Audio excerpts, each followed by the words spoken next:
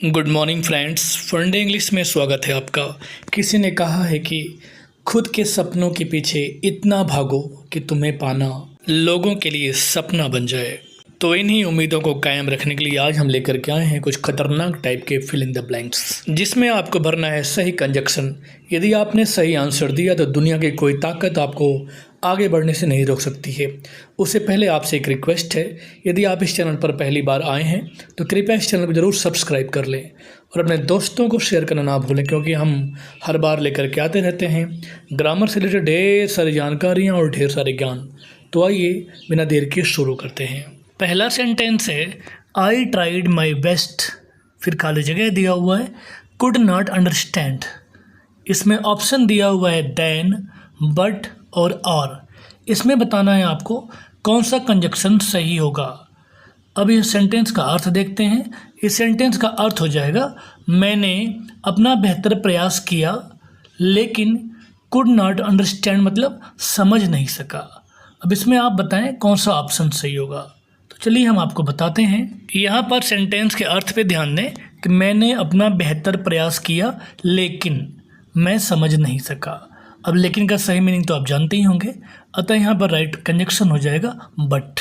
और अब ये पूरा सेंटेंस हो जाएगा I tried my best but could not understand. अब अगला सेंटेंस देखते हैं। अगला सेंटेंस है आइदर टेक इट, फिर खाली जगह दिया हुआ है लीव इट। इसमें ऑप्शन दिया हुआ है बट, देन और आर। इसमें आपको बताना है कि कौन सा कंजक्शन यहाँ पर फिट होगा। अब इस सेंटेंस का अर्थ हो जाएगा इसे या तो ले लो या फिर इसे छोड़ दो। मतलब कि यहाँ किसी वस्तु को लेने या फिर छोड़ने की बात हो रही है। मतलब इसमें यहाँ पर ऑप्शन दिया जा रहा है और हम लोग जानते भी हैं कि आइदर के साथ में आर लगता है या फिर नाइदर के साथ में नार लगता है, अतः यहाँ पर राइट ऑप्शन हो जाएगा आर। और अब ये पूरा सेंटेंस हो जाएगा either take it or leave it.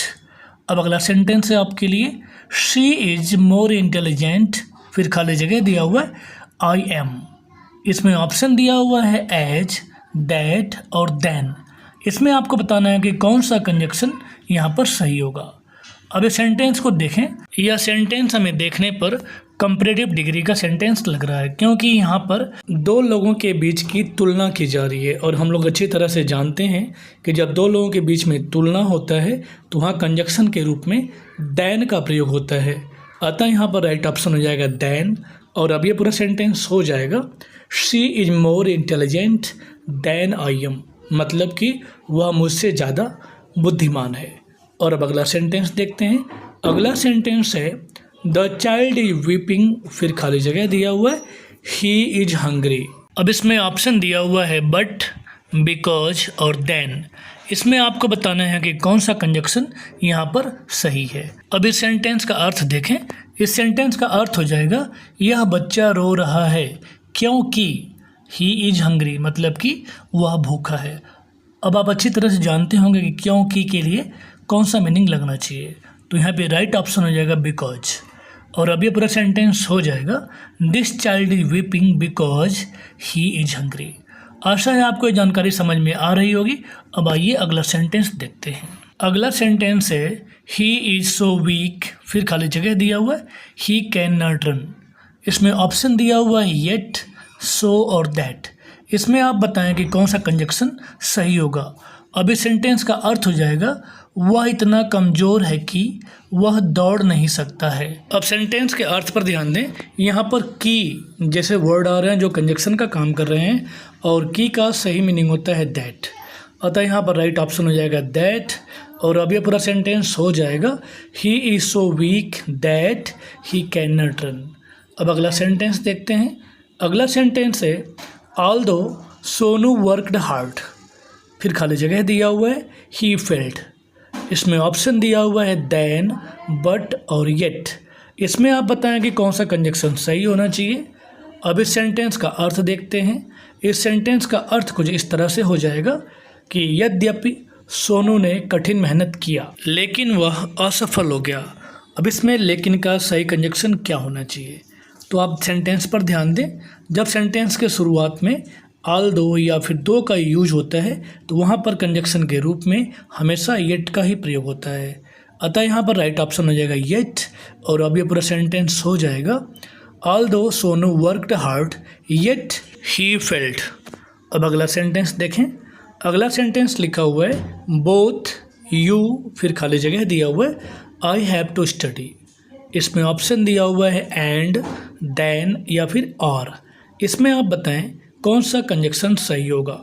अब इस सेंटेंस का अर्थ कुछ इस तरह से हो जाएगा कि आपको और मुझे पढ़ना है।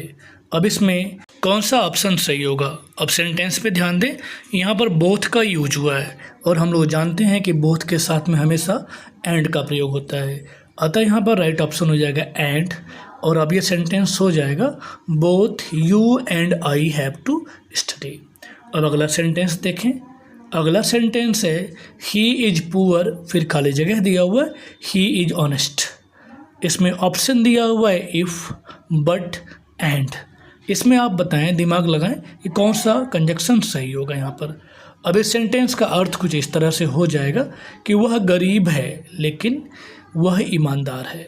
इसमें दो अलग अलग विचारों का विरोधाभास जताया गया है, जैसे कि वह गरीब है लेकिन ईमानदार है। तो क्या आपको लगता है कि गरीब आदमी को हमेशा ईमानदार होना चाहिए? क्या उसके अंदर अमीर बनने की लालसा नहीं होती है? यहाँ पर दो अलग अलग विचारों का विरोधाभास है, इसलिए यहाँ पर सही कंजक्शन हो जाएगा बट। और अब ये पूरा सेंटेंस हो जाएगा he is poor but he is honest. आशा है आपको जानकारी समझ में आ रहा होगा। अब अगला सेंटेंस है आपके लिए ही वेटेड फॉर मी, फिर खाली जगह दिया हुआ है आई कम। इसमें ऑप्शन दिया हुआ है अनटिल और अनलेस। इसमें आप बताएं कि कौन सा कंजक्शन यहाँ पर लगना चाहिए। अब इस सेंटेंस का अर्थ देखते हैं। इस सेंटेंस का अर्थ हो जाएगा उसने मेरी प्रतीक्षा की जब तक कि मैं नहीं आया। इसमें आपको सही कंजक्शन बताना है अनटिल या अनलेस। कौन सा यहाँ पर सही होगा? वैसे तो अनटिल और अनलेस में बहुत ज़्यादा फ़र्क नहीं है, लेकिन हम आपको बता दें जब हम स्पेशली टाइम की बात करते हैं तो वहाँ पर हम केवल अनटिल का प्रयोग करते हैं। किसी अन्य कारण को बताने के लिए हम वहाँ पर अनलेस का प्रयोग कर सकते हैं। अतः यहाँ पर राइट ऑप्शन हो जाएगा अनटिल। और अब ये पूरा सेंटेंस हो जाएगा he waited for me until I came. अब अगला सेंटेंस देखते हैं। अगला सेंटेंस है नाइदर द फादर, फिर खाली जगह दिया हुआ है हिज सन वॉज अरेस्टेड। इसमें ऑप्शन दिया हुआ है बट, दैट और नॉर। इसमें आप बताएं कौन सा कंजक्शन लगना चाहिए। अब इस सेंटेंस का अर्थ देखते हैं। इस सेंटेंस का अर्थ हो जाएगा न तो पिता और न ही उसका बेटा गिरफ्तार किया गया, मतलब दोनों में से कोई गिरफ्तार नहीं हुआ। इसमें आप बताएं कौन सा कंजक्शन लगना चाहिए। तो जैसा कि हम लोग जानते हैं कि आइदर आर, नाइदर, नार के साथ में हमेशा आर या नार का प्रयोग होता है। यहाँ पर नाइदर का यूज हुआ है, अतः यहाँ पर राइट ऑप्शन हो जाएगा नार। और अब ये पूरा सेंटेंस हो जाएगा नाइदर द फादर नार हिज सन वॉज अरेस्टेड। अब अगला सेंटेंस देखें। अगला सेंटेंस है ही इज एज गुड, फिर खाली जगह दिया हुआ है हिज सिस्टर। इसमें ऑप्शन दिया हुआ है एज वेल एज, एज और येट। इसमें आप बताएं कौन सा कंजक्शन लगना चाहिए। अब इस सेंटेंस का अर्थ हो जाएगा वह उतना ही अच्छा है जितना कि उसकी बहन। तो इसमें कौन सा कंजक्शन सही होगा, चलिए हम आपको बताते हैं। यहाँ पर सेंटेंस में देखें, यह पॉजिटिव डिग्री का सेंटेंस लग रहा है क्योंकि यहाँ पर उतना ही जितना का प्रयोग आया है। तो हम लोग जानते हैं कि उतना ही जितना के लिए एज, एज या फिर सो एज का प्रयोग किया जाता है। अतः यहाँ पर राइट ऑप्शन हो जाएगा एज। और अब यह पूरा सेंटेंस हो जाएगा he is as good as his sister. अब अगला सेंटेंस है आपके लिए she is not such a fool, फिर खाली जगह दिया हुआ है यू आर। इसमें आप बताएं कौन सा कंजक्शन लगना चाहिए। इसमें ऑप्शन दिया हुआ है एज, ऑल्दो और देन। अब इस सेंटेंस का अर्थ देखते हैं। इस सेंटेंस का अर्थ हो जाएगा वह इतनी मूर्ख नहीं है जितना कि तुम। अब जितना के लिए कौन सा कंजक्शन लगना चाहिए। अब सेंटेंस में देखें, यहाँ पर सच का प्रयोग हुआ है और हम लोग अच्छी तरह से जानते हैं कि सच के साथ में या तो एज का प्रयोग होता है या दैट का। यहाँ ऑप्शन में एज दिया हुआ है, तो यहाँ राइट ऑप्शन हो जाएगा एज। और अब ये सेंटेंस हो जाएगा she is not such a fool as you are. अब अगला सेंटेंस है आपके लिए मेक हेस्ट, फिर खाली जगह दिया हुआ है you will miss the train. इसमें ऑप्शन दिया हुआ है आर, अदरवाइज और नार। इसमें आप दिमाग लगाएं और बताएं कौन सा ऑप्शन सही होना चाहिए। अब इस सेंटेंस का अर्थ हो जाएगा जल्दी करो, अन्यथा तुम ट्रेन मिस कर दोगे। अब अन्यथा का मीनिंग आप लोग जानते होंगे, अदरवाइज होता है। यहाँ पर राइट ऑप्शन हो जाएगा अदरवाइज। और अब ये पूरा सेंटेंस हो जाएगा make haste otherwise you will miss the train. यह सेंटेंस काफ़ी आसान था। अब अगला सेंटेंस देखें। अगला सेंटेंस लिखा हुआ है शी वुड रैदर डाई, फिर खाली जगह दिया हुआ है बेग। इसमें ऑप्शन दिया हुआ है देन, इफ़ और बट। इसमें आप बताएंगे कौन सा ऑप्शन सही होगा। अब इस सेंटेंस का अर्थ देखते हैं। इस सेंटेंस का अर्थ हो जाएगा वह मर जाएगी या फिर मर जाना पसंद करेगी भीख मांगने की अपेक्षा। मतलब कि वह मर जाएगी लेकिन वह भीख नहीं मांगेगी। तो इस तरह का सेंटेंस आपने कई बार पढ़ा होगा। इसमें जब एक ही इंसान के किसी दो गुणों या अवगुणों की तुलना की जाती है और वहाँ वुड रैदर का प्रयोग हुआ है, तो हम अच्छी तरह से जानते हैं कि वुड रैदर के साथ में हमेशा देन का प्रयोग होता है। अतः यहाँ पर राइट ऑप्शन हो जाएगा देन। और अब ये पूरा सेंटेंस हो जाएगा she would rather die than beg. आशा है आपको जानकारी समझ में आ रहा होगा। अब आइए अगला सेंटेंस देखते हैं। अगला सेंटेंस है आपके लिए आई शैल वेट, फिर खाली जगह दिया हुआ है माई फ्रेंड कम्स। इसमें ऑप्शन दिया हुआ है अनटिल और अनलेस। इसमें आपको बताना है कि कौन सा कंजक्शन सही होगा। अब इस सेंटेंस का अर्थ हो जाएगा कि मैं अपने मित्र की प्रतीक्षा करूंगा जब तक कि वह नहीं आएगा। इसमें आप बताएं कौन सा कंजक्शन लगना चाहिए। अभी हमने आपको थोड़ी देर पहले बताया है कि अनटिल का प्रयोग टाइम के लिए और अनलेस का प्रयोग कोई अन्य कंडीशन या शर्त बताने के लिए। तो यहाँ पर टाइम की बात हो रही है कि जब तक कि फ्रेंड नहीं आएगा। अतः यहाँ पर राइट ऑप्शन हो जाएगा अनटिल। और अब ये पूरा सेंटेंस हो जाएगा I shall wait until my friends comes. अब अगला सेंटेंस देखें। अगला सेंटेंस है यू मस्ट ज्वाइन, फिर खाली जगह दिया हुआ है you will lose the job. इसका मतलब हो जाएगा आपको यह अवश्य ज्वाइन कर लेना चाहिए, अन्यथा आप यह जॉब खो देंगे। मतलब इस सेंटेंस में किसी कार्य के होने का और उसके परिणाम की बात की जा रही है। अतः यहाँ पर राइट ऑप्शन हो जाएगा अदरवाइज। और अब ये पूरा सेंटेंस हो जाएगा you must join otherwise you will lose the job. आशा है आपको ऑप्शन फिल करने में काफ़ी आनंद आ रहा होगा।